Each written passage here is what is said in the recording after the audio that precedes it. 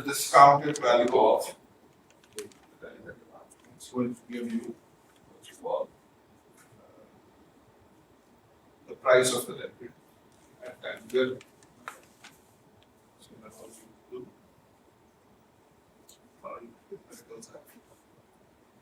I can see this. Is it making sense? So I was sticking with that, with what do you call the theory, and I was expecting that you were going to do the examples yourself, but if you wish, we can do also an example. Please don't let me just give you a bigger picture.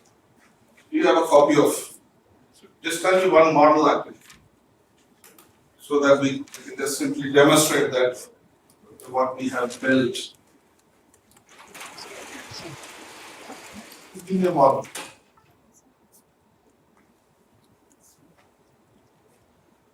So I highly encourage you to read through the theory and examples. Okay, they are written very systematically.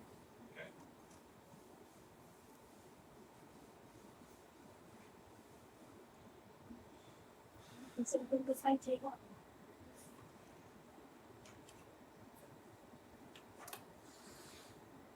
Give me a model. So imagine by model I mean what is F naught? Give me a. You can pick it from some example or exercise. 2.3 then? You have to have 2. 2.3? 2.2. Oh, kayo is it? 2.3. Sir, portfolio is given? Portfolio. No, just give me the model so that I can just demonstrate what we have done so far. S not So imagine I have S naught, which is 75. 75. Can potentially go to 120. 120 and 72. 72. So what we are saying that imagine I have something which worth 75, okay, but in future time will be the next minute, next second, okay, next day or something like that. You know, I'm expecting that it could attain one of these two values, which is a bit unrealistic. That okay, you know, how you are sure that it can take only these two values? Okay, we are beginning with something simple. We're gonna increase these possible scenarios soon. Okay, and then what is B naught? B not 10. Is 10 interest rate. B1 is 12 and interest rate. B1 is 12. B1 is 12, then you can compute the interest Yeah. rate. Take the ratio of both and 12. okay. So imagine I have been given, okay, so it's like we're dealing with the kind of markets in which we can invest either in bond or basically in underlying assets, stocks. And you know, I discussed it in detail last time that why only investing everything, okay, in bonds is not going to give you the good payoffs. It's not going to give you the good payoffs. And investing only in stocks is going to make you too volatile. You can fall in trouble. You can lose everything. So it's better that you invest in both. Must invest in both. Must invest in stocks. Okay. Question: is there an arbitrage opportunity? So, okay, I can easily verify this inequality. I don't know whether this is true or not. Yes. So in other words, 72 is smaller than 75 times, okay, whatever the 1 plus r is, 1 plus r. times 120. You just need to take the ratio, so it's going to be 1.2. Huh? 1.2. Check this out, whether it is true or not. So I hope it is true actually. It's a viable model. Okay. So the model is okay. Second thing, give me a derivative, for example. Give me some option. Imagine I have a call option.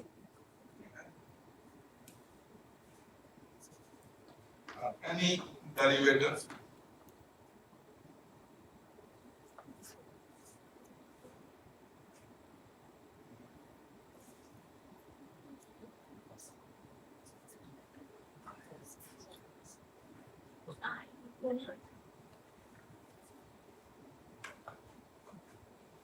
I can give some fictitious value. That's okay.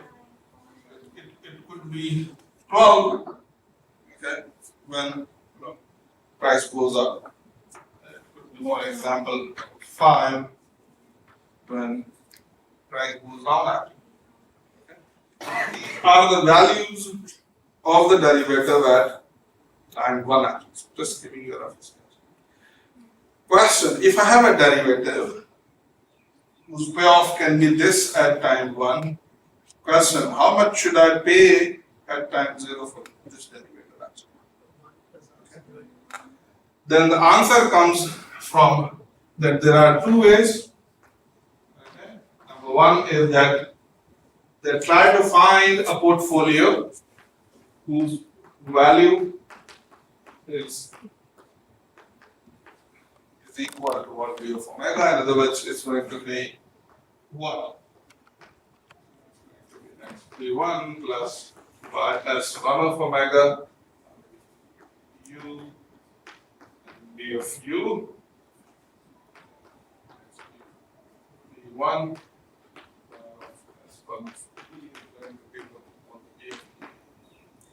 can be solved. It's easy, everything is known, so you know these numbers are given to you, these values are given to you, just plug them here and value of x and y. And once you have x and y, okay, just compute its value at time v naught. And this by law of 1 plus this must be the value of 3. Okay. That's one bit. What is the other way of doing same action? The other way of doing same is that try to compute first the risk neutral probability measure. How you're going to compute the risk neutral probability measure? You can compute it from its viability condition that this is same as, that's not the same as the expected value of Q, which I don't know. Okay. Value of S1 bar. So it's going to be this. So this is going to be Q, which I don't know. S1 bar of, for example, U plus 1 minus Q times S1 bar of V. Okay. So the Q is not unknown. Do I know the rest of the quantities? Do I know the rest of the? I know S0, I know my interest rate, I know S1 bar U, I know S1 bar D, so I can compute it easily.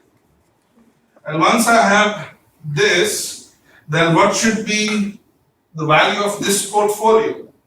And it should be naturally, just think about it. So that's a random quantity, I don't know what it is going to be. So take its value at time 1, discount it, so it's going to give you the value at time 0. But I don't know that it's going to be which, it's going to follow which of the trajectory. So therefore, I need to talk about in exactness, but I can talk about it, in the terms of expectation. So that's the expected value of the derivative at time 0. So it should be what? It should be equal to the value of the derivative at the time 0. Okay. Exact value of the time 0. Now how can I compute it? I have Q. So it's going to be Q d bar of u plus 1 minus Q.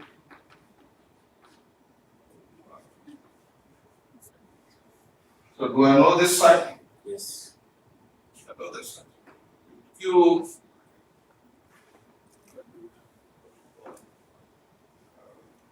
have these already given to me. Things in this and that. Fair price of that. Okay.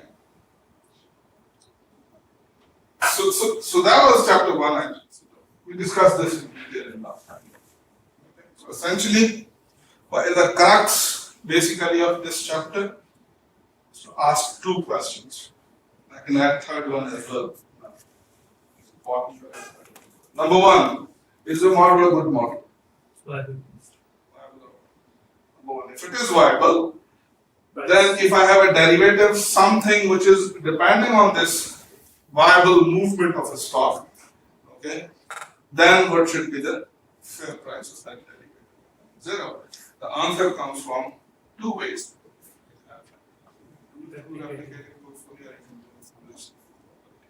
That's what.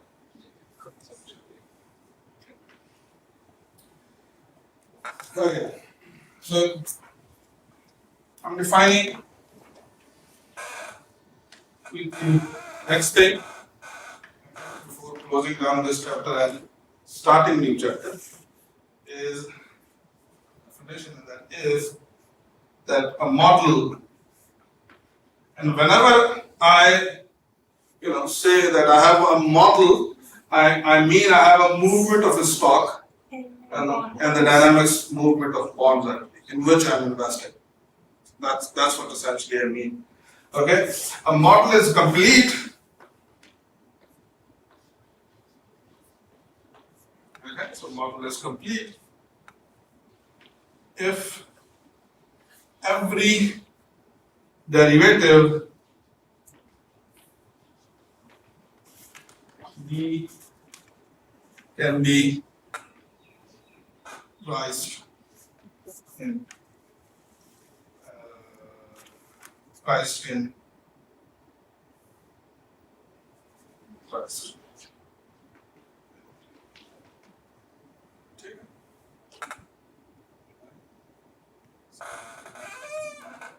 If we can price every derivative in a given model, we're going to say that that's model is complete. Okay. Question.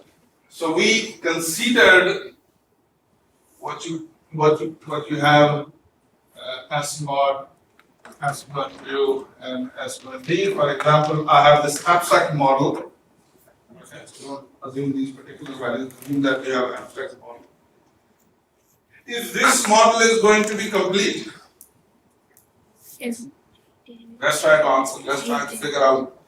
So we have already answered, I mean, if you think cleverly, we have already answered it. Is this model is going to be complete? In other words, roughly. So that's one. So the chapter 2 was about basically about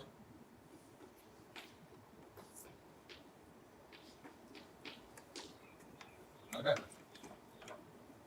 Process model. Okay. Question, is this complete? In other words, if I give you some derivative, some D, okay, depending on defines on U and D, this is always going to give us the fair price of the compound. Can there be derivatives which you can't price it here? Okay. The answer can be given mathematically that the system of equations, for example, you want to do it through replicating portfolio, the system of equation is going to have always a solution. For completeness. For, in this model, it's going to have always solution. In other words, you have this system x b1 plus y as one of u and d of u x b2 plus y as 2 of d equal to d of d. Why this system of equation is always going to give us the solution? Why? Can you give me the reasons? So because S1 of U is not equal to S1 of D. Yes, that's what the key thing is. Okay. That's what the thing is. That since this guy is always smaller than this, so these two equations can't be same equations. So you can't have infinite number of solutions. You can't have no solutions. You're going to have always a solution. So if you're going to have always a solution for any deal that you can price everything. Okay.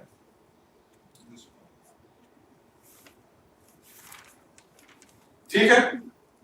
So, in a single period, single stock, viable model, our viable model is complete.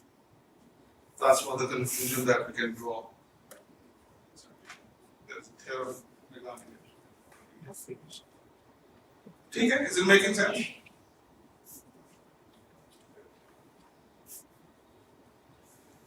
So what we're gonna do next? We're gonna generalize this. The one of the generalization or the one of the critique of this model you can give is that why these two values?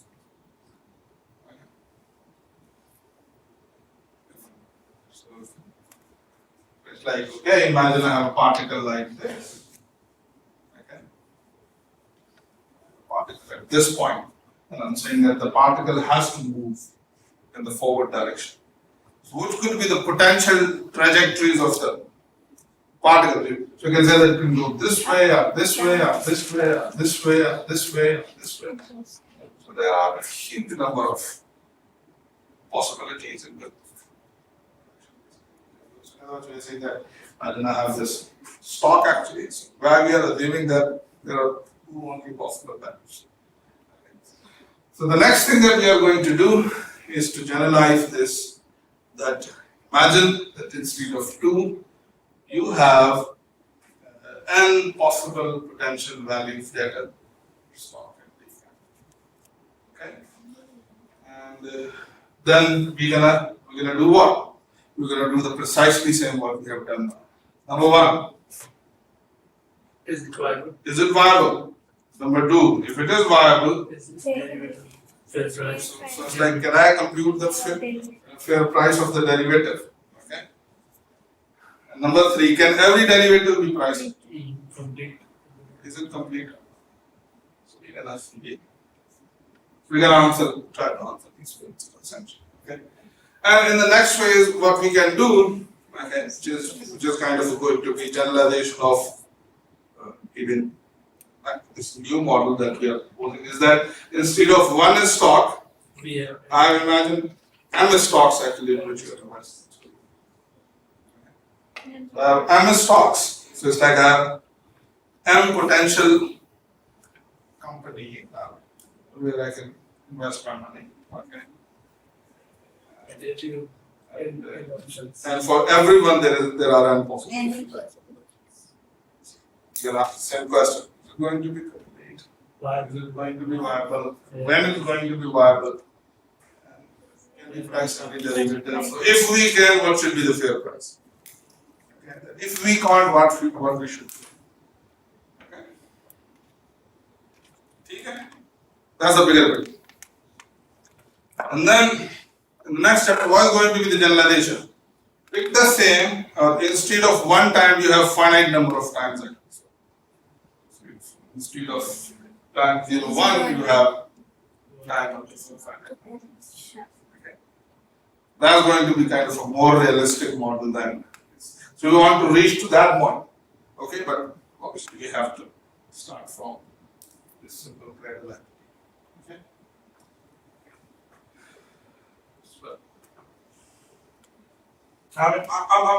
I'll just give you a bigger picture, okay? So I can't go in details of every single thing and every single proof, but be rest assured that I'm not going to leave anything important. We will try to answer it. At least these 3 questions that we have. Okay. Next thing, which is the beginning of the next chapter, chapter 3. Now instead of, so imagine I have the same thing, so that's not, and in other words, previously my omega, so the potential scenarios were what? They were u and d, so either it can go up and down. Now imagine that there are n possible scenarios. Okay, omega is this set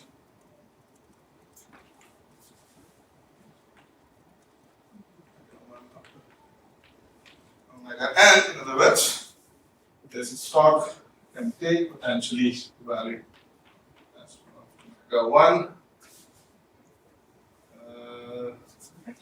I 7.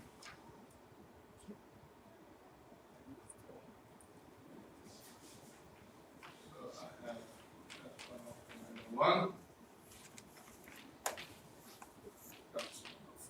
two, so on and so forth. I can take actually maximum of omega n. Okay, fine thing. And I have a single bond.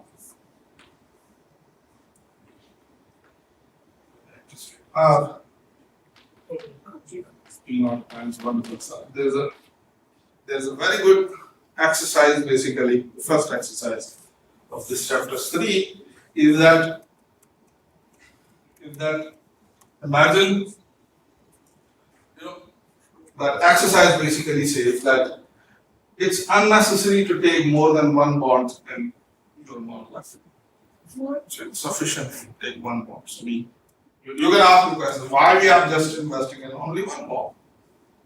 Imagine I have two different bonds with different interest rates. Okay. So that exercise shows that, okay, if you are investing in two different bonds with, if you have, for example, two different bonds in your model, if you have two different bonds with two different interest rates, is going to give rise into an arbitrage opportunity, which we don't want. Therefore, the bond has to stay. It's only more than one bond. Okay? I need to be more explicit about assumptions. I want this factor to be positive, so I need to assume that R must be bigger than negative 1. Okay. And I'm assuming that these values for S1 of omega n is less than S1 of omega n minus 1 and so on and so forth. I'm assuming this basically. Okay. Going in a decreasing order. And then you have all previous assumptions that prices are positive and market is liquid and so on and so forth. Okay.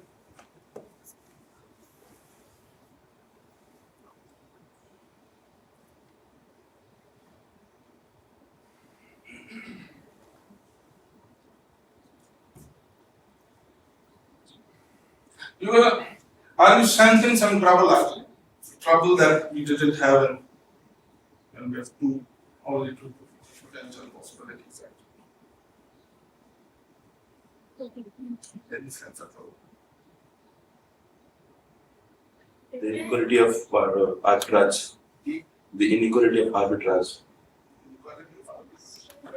First B, S1 of B, it should be less than 1 plus R of S0 into S0, and then it should be less than S1 of U. Here we have many. You have to so what should be done? Okay, that's it. That's the first one. Okay. I want to tell you that there is a penalty that you need to pay for increasing the number of scenarios. Okay? And the penalty is that I'm going to show you an example that your market is no more completed. Okay. It's now more complete. In other words, there are going to be derivatives which you can price in your model. And there are going to be derivatives which you can't price uniquely in your model. So losing something very important. Okay. Let me give you an example. I'm not getting into calculation, I'm just writing directly.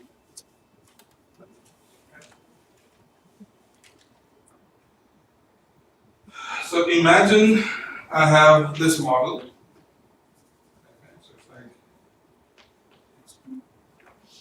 it's like trinomial model. 230, 10, 1 90. B naught is 1 and B1 is 1. Okay. Your B naught is 1 and your B1 is 1. What does it mean? It means that you have invested in current account actually. Okay. Lower range. So I have this model and I want to price this derivative, which is the put option. Okay. I have put option. Value at time 1 can be given by K minus S1 plus, okay, where K is the strike price. It's not getting into the details of option again. You can either read it or previous lectures. So K minus S1 plus K1 is the strike price, S1 is the stock price. In other words, it's a good option whose value depends on which of these two quantities are bigger actually. Okay. So if K is bigger than S1, the value is going to be K minus S1. K is smaller than S1. Okay. And imagine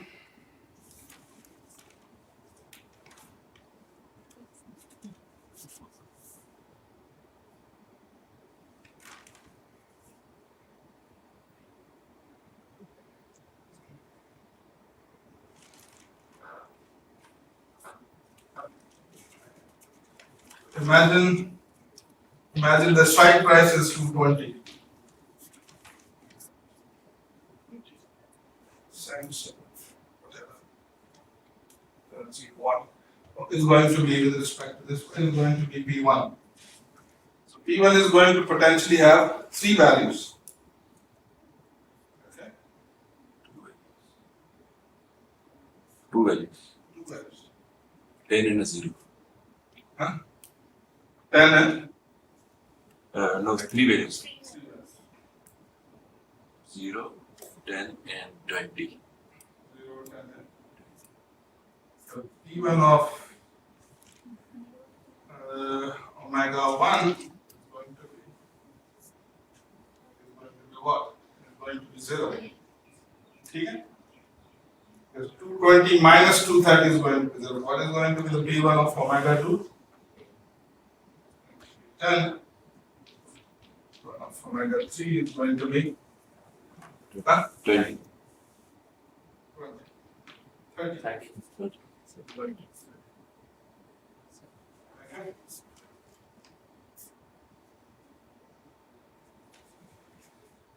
Now, okay.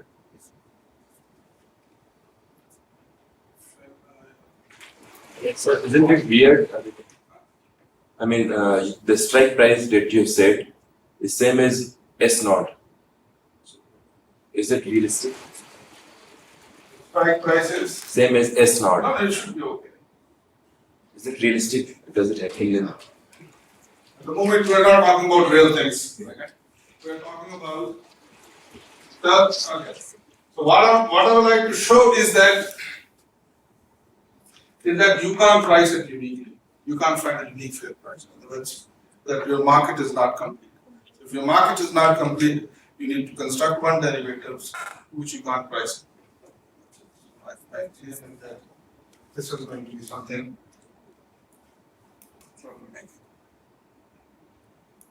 Okay.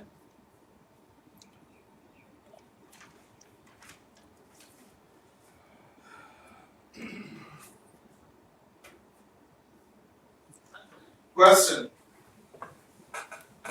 Can I price this derivative through replicating portfolio? Answer. I need to solve 3 equations. Three equations.